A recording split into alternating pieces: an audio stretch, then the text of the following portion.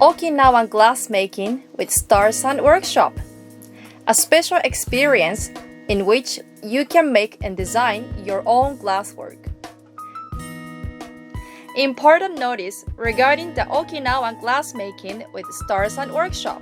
How to make Okinawan glass star sand.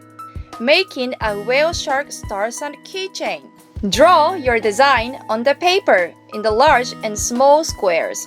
Choose the glass. Choose white glass and transparent glass. Draw a whale shark with a marker on the glass. Cut the glass.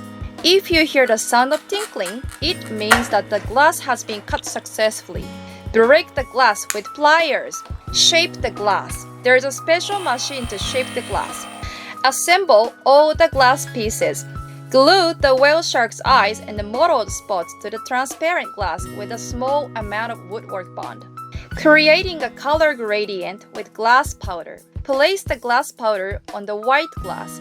Add star sand. Select a few pieces of star sand and place it on the glass powder. Place the transparent glass on the white glass with the glass powder. You are now done.